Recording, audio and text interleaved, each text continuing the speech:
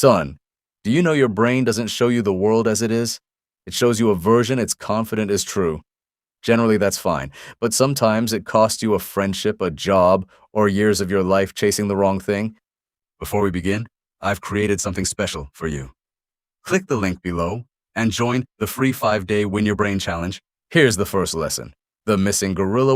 Watch this short video and mind it. The challenge for you is to count the number of times one player passed the ball to another. In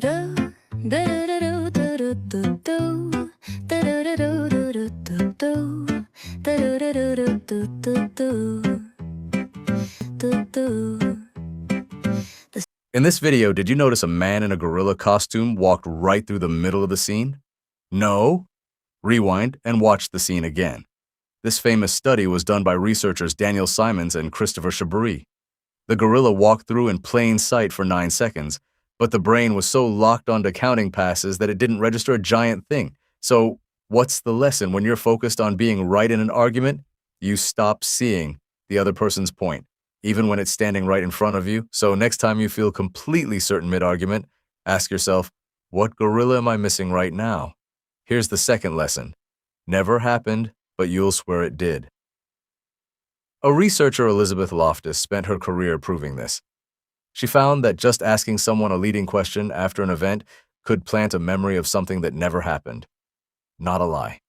A real memory felt as real as anything else of an event that simply didn't occur. This is why you and your mother can remember the same conversation completely differently, and you'll both swear you're right. It's because two brains each rewrote the same 5 minutes to make themselves the reasonable one.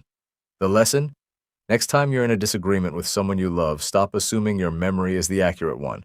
Ask instead, what if we're both remembering a slightly different version, and the truth is somewhere in between? That one shift will save you more arguments than you can count. Now here's the third lesson, and it's the one that took me the longest to learn. There were experiments done on patients whose brains had been split down the middle through surgery.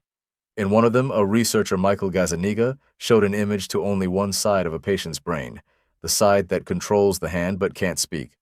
That hand reached out and grabbed an object. Then he asked the patient out loud why they did that. The talking half of the brain hadn't seen the image. It had no idea why the hand moved, so it made up a reason. Instantly, confidently, and believed it completely. The brain does this constantly. First, you make a decision, and then your brain hands you a tidy explanation afterward, dressed up as the real reason. You tell yourself you're skipping the gym because you're busy when really you're just not in the mood. You tell yourself you didn't get the job because of bad luck when really you didn't prepare. If your brain is always ready to hand you a comfortable explanation, you have to get good at asking yourself one extra question. Is this the real reason, or is this just the easiest one to believe? So here's what I want you to remember. Your eyes will miss things that are right in front of you. Your memory will quietly rewrite your past to make you the hero. And your brain will hand you confident reasons for things it doesn't actually understand. Now that you know what's happening, you get to do something most people never do. Pause a couple of seconds in the harder question instead of accepting the easy answer. And that one pause, son, that's where everything that matters starts. Want more hacks? Join free 5-day Win Your Brain Challenge. The link is in the description.